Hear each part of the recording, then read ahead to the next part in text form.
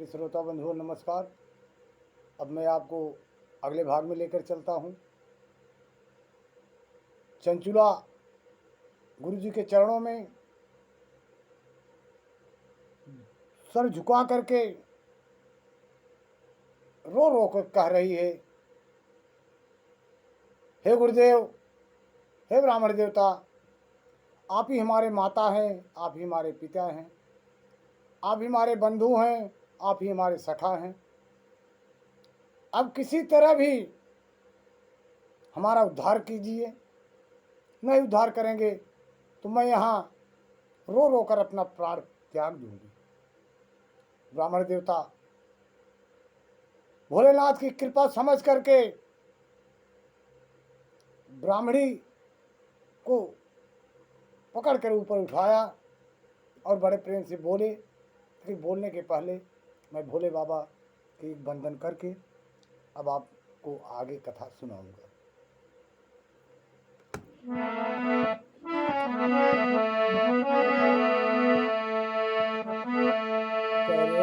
कर्पूरगौरं करुणावतारं संसारसारं भुजगेन्द्रहारं कर्पूरगौरं करुणावतारं संसारसारं भुजगेन्द्रहारं सदा वसन्तं हृदयारविन्दे भवम भवानी सहितं नमामि। कर्पूरगौरं करुणावतारं संसारसारं भुजगेन्द्रहारं त्वमेव माता च पिता त्वमेव त्वमेव बन्धु च सखा त्वमेव त्वमेव बीजा द्रविणं त्वमेव त्वमेव सर्वं मम देव देव। कर्पूरगौरं करुणावतारं संसारसारं भुजगेन्द्रहारं कर्पूरगौरं। जय शिव गुरु, नमः शिवाय, जय भोलेनाथ। प्रिय श्रोता बंधुओं, अब हम आपको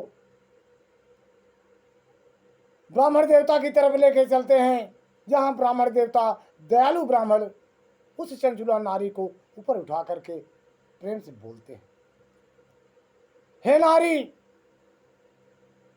सौभाग्य की बात है कि भगवान शंकर की कृपा से शिव पुराण की इस वैरागी युक्त कथा को सुनकर तुम्हें समय पर चेत हो गया। ब्राह्मण पत्नी, तुम डरो मत, भगवान शिव की शरण में जाओ। शिव की कृपा से सारा पाप तत्काल नष्ट हो जाएगा। प्रिय श्रोता बंधुओं, फिर ब्राह्मण देवता प्रेम पूर्वक बोलते हैं, मैं तुमसे भगवान शिव की कीर्तिक कथा से युक्त उस परम वस्तु का वर्णन करूंगा जिससे तुम्हें सदा सुख देने वाले उत्तम गति प्राप्त होगी। शिव की उत्तम कथा सुनने से ही तुम्हारी बुद्धि इस तरह पश्चाताप से युक्त एवं शुद्ध हो गई है। प्रिय श्रोता बंधुओं, श्रीमद् भागवत पुराण में भी लिखा गया है, श्री रामचरितमानस में बाबा गोस्वामी तुलसीदास ने भी लिखा है कि अगर प्रभु चाहे तो कुमार्गी दुष्ट पापी जितने भी गलत रास्ते पे चलने वाले हैं, अगर उन पर कृपा कर दें तो वह उनके समान हो जाता है। बाबा गोस्वामी तुलसीदास ने लिखा है कि किस प्रकार प्रभु कृपा करते हैं अपने भक्तों पर। रामचरितमानस में एक चौपाई है,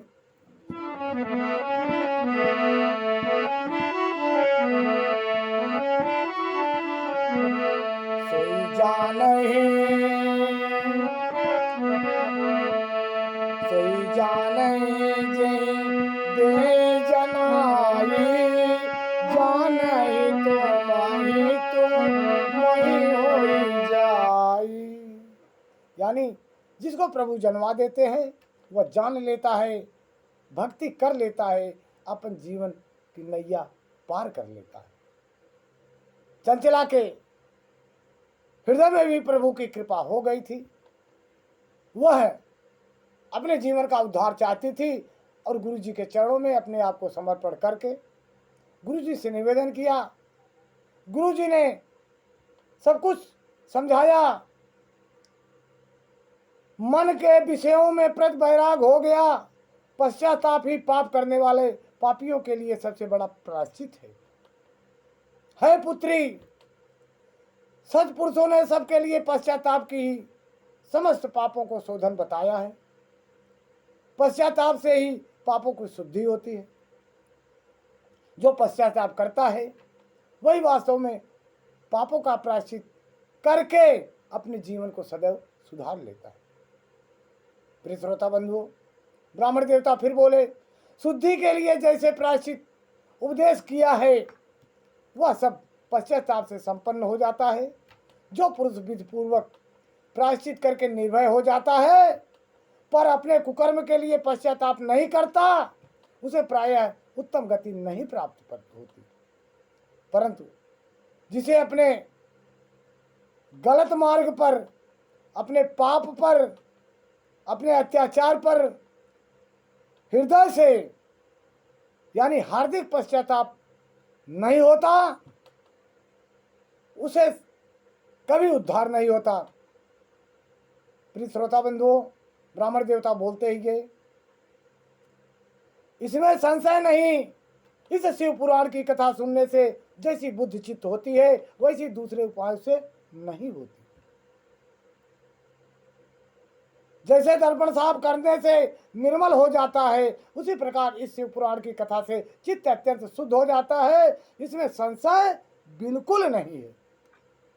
मनुष्य के शुद्ध चित्त से जगदम्बा पार्व सहित